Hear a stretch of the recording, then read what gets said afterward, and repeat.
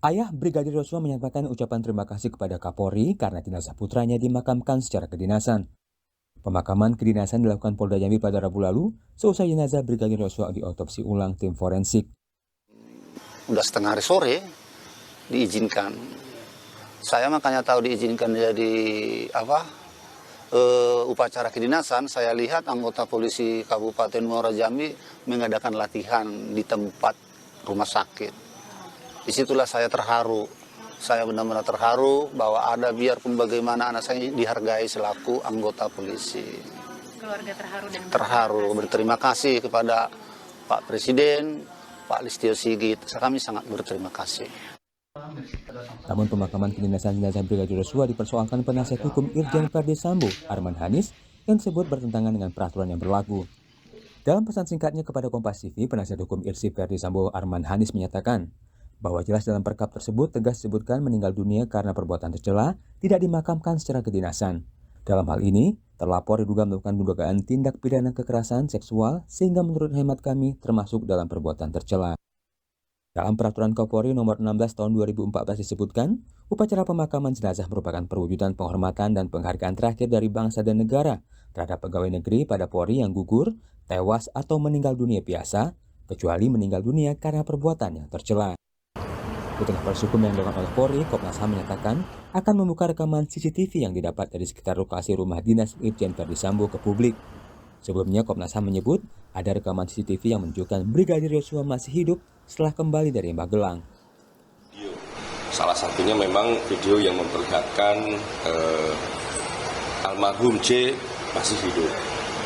Nah, apakah ini akan diperlihatkan nantinya oleh Komnas HAM? Pasti akan diperlihatkan oleh Komnas HAM.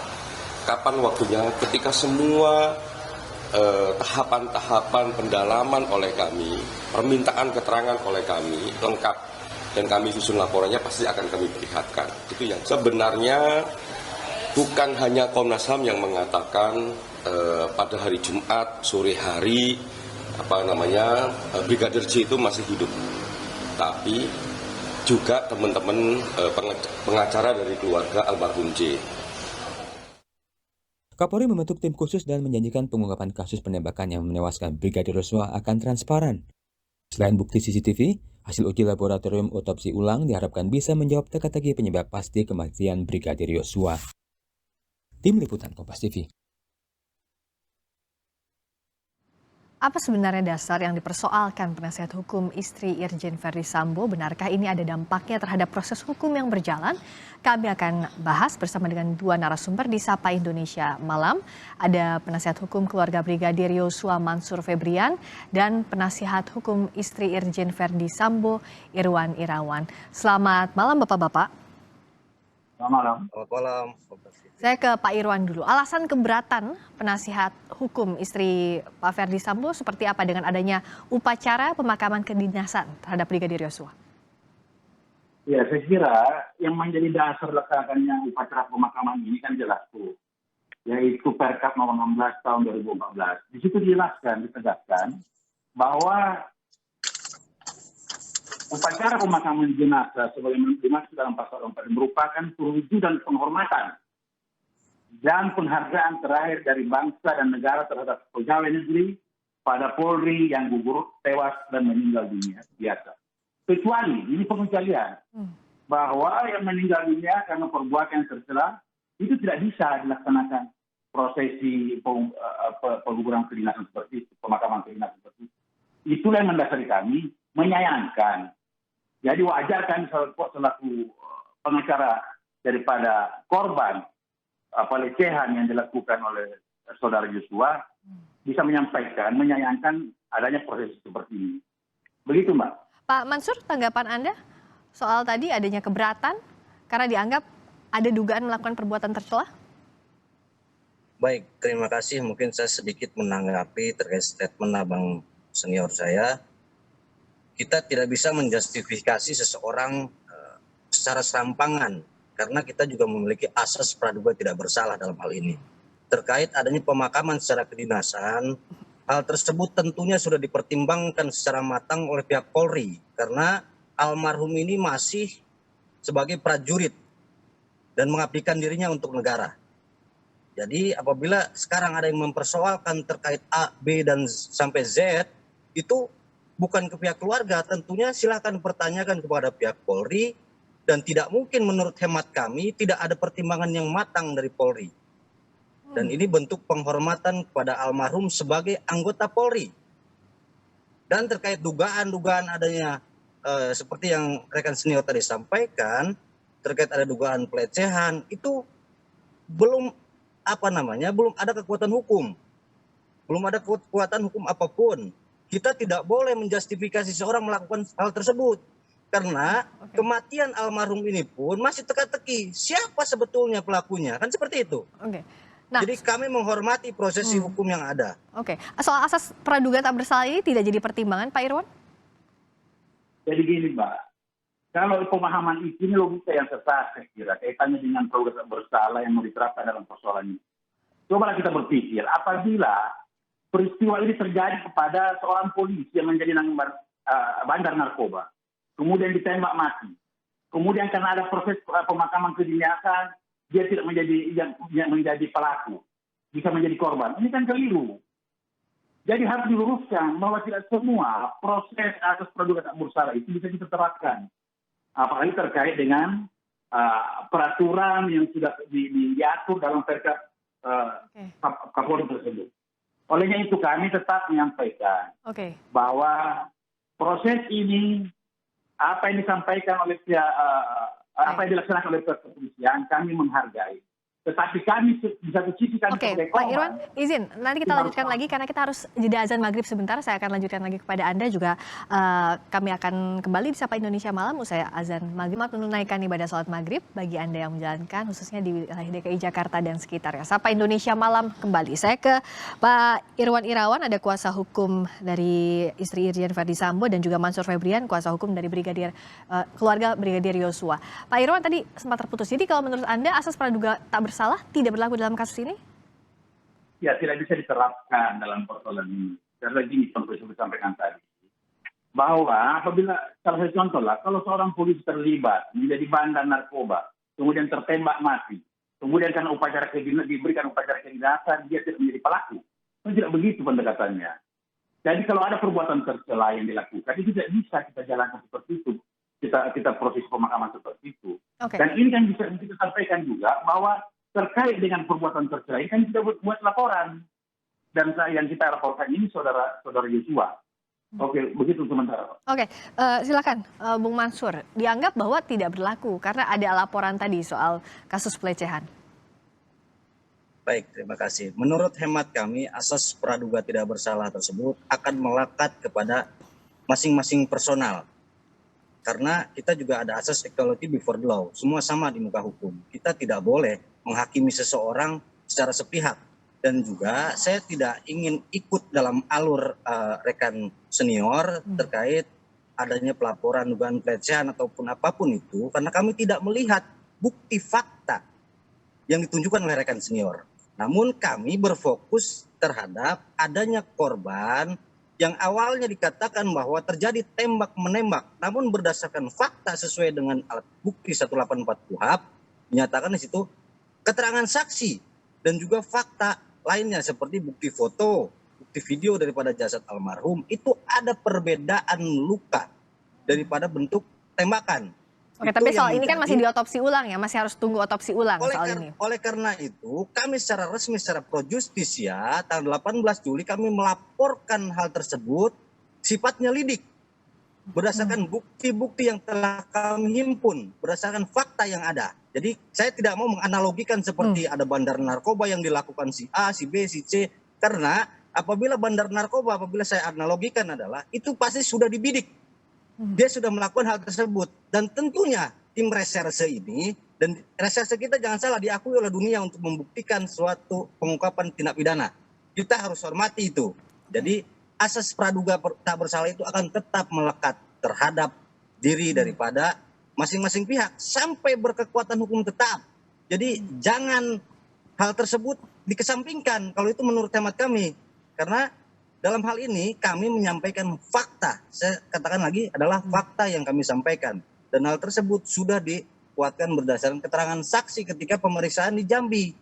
Sekarang kami masih menghormati daripada tim sus yang telah melakukan ekshumasi otopsi ulang.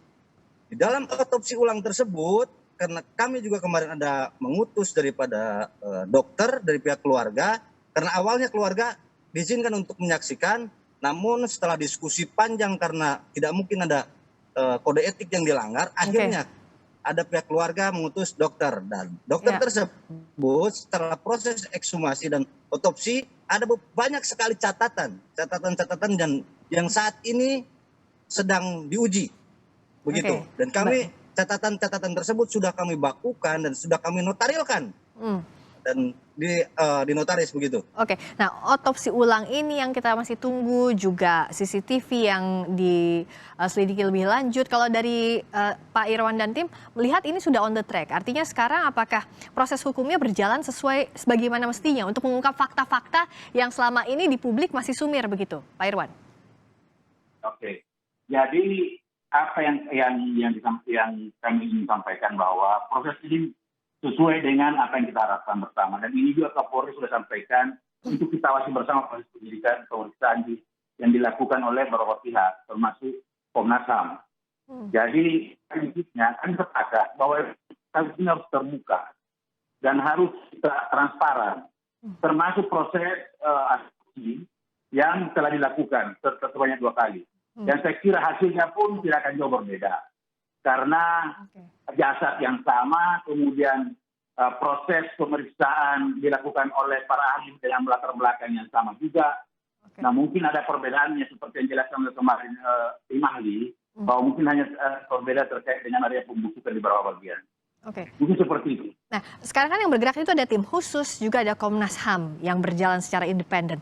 Terakhir Komnas HAM mengatakan bahwa akan segera meminta keterangan dari Pak Ferdi dan juga Bu Putri. Sudah ada komunikasi soal ini, Pak Irwan? Sudah komunikasi. Rencana kapan, Pak? Sudah ada waktunya?